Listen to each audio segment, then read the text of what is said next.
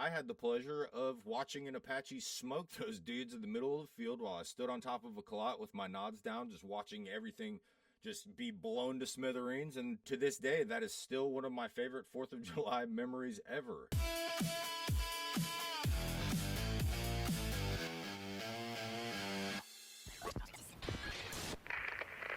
What's up, everybody? Welcome back to the channel. Critics of the Venezuelan drug boat strikes are up in arms again after an apparent re-engagement of a drug boat on September 2nd killed previously wounded survivors of the initial attack. Now, this time, the critics have gone too far in my eyes, labeling members of the military and the administration war criminals over their interpretation of how the strikes went down. Now, if you haven't seen footage of any of these strikes, I feel like I'd be remiss in my duties to not show you one of them, so we're going to take a quick look at one of these drug boat engagements. The Trump administration now confirms it hit an alleged drug boat not once but twice. The second strike ordered after the first failed to kill everyone on board, a U.S. official and a source familiar with the Pentagon's actions tell NBC News. Now, me personally, I don't think there's anything to say about those videos except for hell yeah, looked good, do it again. So that's my interpretation. Let's go ahead and get into some of the misinformation surrounding this story. So the first widely accepted and regurgitated piece of misinformation that's going around is that Secretary of Defense Pete Hegseth apparently told Admiral Mitch Bradley in a Mortal Kombat-esque type dialogue to kill them all. Which was quickly refuted by top members of Congress who sat in on the classified briefing on both sides, Democrat and Republican. But that didn't stop the Washington Post and other outlets from running with it, and now all the idiots that you have to argue with on the internet are regurgitating it, even though it is completely false. And not that you'd ever get them to be able to admit that they were wrong. But now the other thing that's going around, and in my eyes is a little bit more serious, is people are calling Secretary of Defense Hegseth, Admiral Bradley, the administration, basically calling them war criminals. And for those of you that don't know, that is a very serious term to throw around in an accusatory way, not one that you take lightly, and definitely something that warrants a response if there is any merit to it. So basically what these people are saying is they have applied a broad, general blanket definition, and they're saying that killing survivors is a war crime. Again, this is a bunch of armchair quarterbacks with no real life experience out here just regurgitating something else that they heard somebody else say without any real research into it. So let's get into it a little bit. Now, under certain circumstances, it is definitely illegal to kill survivors. You cannot kill a survivor that is surrendering. You cannot kill a survivor that is incapacitated and unable to fight. And you also, under some conditions, cannot kill a survivor when they're fleeing the battlefield. But there are also other conditions where you can kill that same survivor, and we'll get into that a little bit. Now, if a survivor is maneuvering, if they're not clearly surrendering, if they are running away but they have a weapon and are attempting to regroup, it is perfectly legitimate to re-engage those targets. They are still a danger to you, which is the main difference. So if the survivor is not a danger to you anymore, you cannot kill him. If the survivor is a danger or potentially a danger, could come back as a danger, looks like he's trying to come back at some point to get into the fight again as a danger, aka he brought his weapon with him, then you can re-engage those targets. Those targets are still in the fight. Now, a little personal anecdote. One of the best 4th of Julys I've ever had, the best fireworks I've ever seen, 4th of July, 2012. We had just finished hitting a village, and there were 3 or 4, I can't remember exactly, 3 or 4 dudes that were running away together towards where they'd come from. They all had their weapons with them. And I had the pleasure of watching an Apache smoke those dudes in the middle of the field while I stood on top of a clot with my nods down, just watching everything just be blown to smithereens. And to this day, that is still one of my favorite 4th of July memories ever. And guess what? Not a war crime, fully within the rules of engagement for those Apache pilots to engage those targets. Now, in that footage, after the initial strike, those survivors were seen to be trying to flip the boat over. They were trying to get back into the boat. The cartel has a history of recovery ops, of after these things, sending people out to recover survivors, the drugs, essentially still in the fight. All of that stuff is still in play. You don't know if those dudes had an RPG on board, and if someone comes to do battle damage assessment, are they going to take them out? What they weren't doing was laying motionless. They weren't waving a white flag. They weren't trying to signal the drone overhead. They got hit and they went straight back to work. And some of you will look at that footage and say, oh my God, the explosion was huge. They must be barely clinging to life. Explosions are weird. It's not a one-size-fits-all thing. There could be 4 dudes in a truck that get blown up the exact same way and have 4 completely different ranges of injuries from severe to walking away miraculously with barely a scratch on them.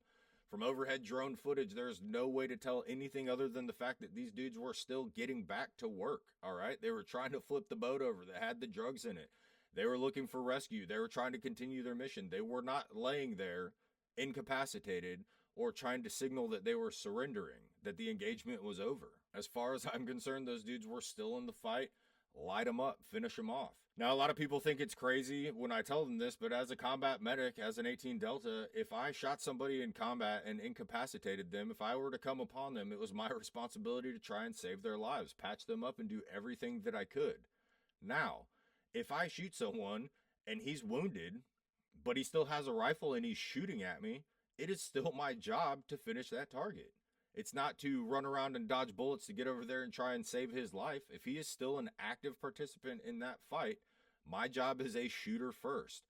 As far as the overhead footage shows, my interpretation, and obviously the interpretation of the people that were in that room making the decisions, those 2 men were still in the fight. And because of that, they were legitimate targets still. Again, it doesn't matter the legality. It doesn't matter if it was a good strike, if it wasn't a good strike. People are going to be mad, and people are furious. They're calling these people war criminals. They're saying it was illegitimate, that the whole conflict is illegal. But I just want to make a couple points. First of all, I want to take a look at drugs and drug smuggling and the impact that it has here at home in the United States. Just take a quick look at this chart. I won't go through the entire thing line by line. The important thing to note is that we are averaging over 100,000 overdose deaths in the United States off of products smuggled in by these cartel drug smuggling organizations. Why are people trying to defend these people? If people are speeding across the ocean in an open bow boat full of pallets of drugs, why are people stepping up to defend these people? 107,000 American lives a year are lost because of these smuggling operations.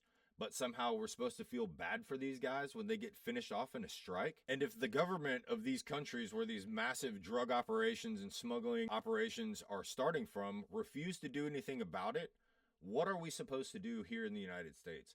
Clearly what's happening here in the United States, letting them take the fight to us, is not working. I am all for taking the fight to them, especially if their own government won't do anything to keep it from happening, to keep these operations from existing. Now, I want to dip back into the legality of this. A lot of people are claiming, oh, this isn't legal. He didn't go through the correct process. There actually has been a court ruling. It's classified and sealed, but it has been ruled on, and these operations are still taking place, which would kind of lead you to believe that, you know, however they worded it, phrased it, got it through. Currently, the strikes themselves are legal. Otherwise, it would have been shut down. It was challenged in court. There has been a ruling, and the strikes are still taking place. Now, another complaint from the critics is that, hey, this isn't a war against an army.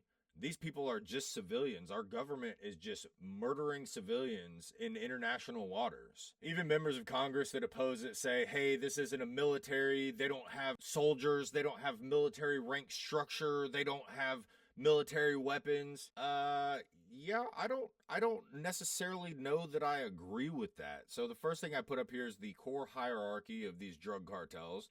You've got the drug lords or kingpins, the absolute bosses, as you can see here. So one might call them a general. And right below them is, what is that? Oh, a lieutenant. I'm pretty sure that's a military rank. Comes underneath the head guy, military. Okay. And then right after that, we have hitmen and soldiers. And no, this isn't just a term. I'll let you decide for yourself. Do these guys look like soldiers? That, if you had to ask me, looks like a group of soldiers. It's not. It's a Mexican drug cartel. Pretty good weapons they got there. Here's some more guys that look more like a guerrilla unit, but again, military equipment, military weapons. They have some kind of rank structure. They're organized. Yeah, this is just your average, everyday farmer. Definitely not military in any way, clearly. Again, that argument kind of falls apart ridiculously fast if you go ahead and look at the rank structure of these cartels.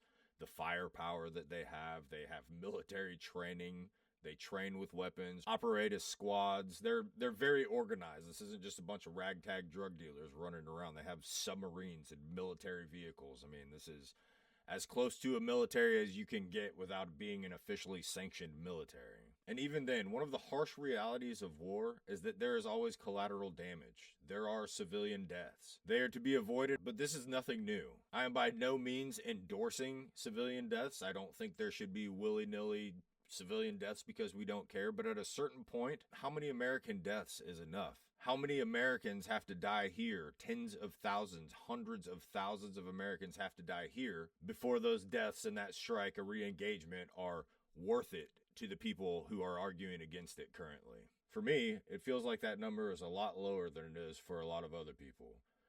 Like I said earlier, personally, I like taking the fight to the enemy. I think we've been put in a position with their governments, with a lack of interdiction and a lack of trying to stifle these drug operations, that we've now been put into a position where we're forced to go on the offensive. What's been happening at home clearly hasn't been working. Over 100,000 overdose deaths in the United States every year. What's happening down there clearly isn't working. In a lot of cases, these cartels have more power than the government themselves. The governments have no power to stop these organizations. So what do? We stand by idly and watch it happen, or do we take the fight to them? Me personally, I see nothing wrong with the strikes. I actually love seeing the footage of these boats just being blown to pieces in the middle of the ocean. And I think that if these strikes save even one American life, then in my eyes, the strikes are worth it. Now, I want to hear what you guys think in the comments. Are the strikes legal? Is the administration full of war criminals? Or do you guys just think the footage is totally sweet like I do?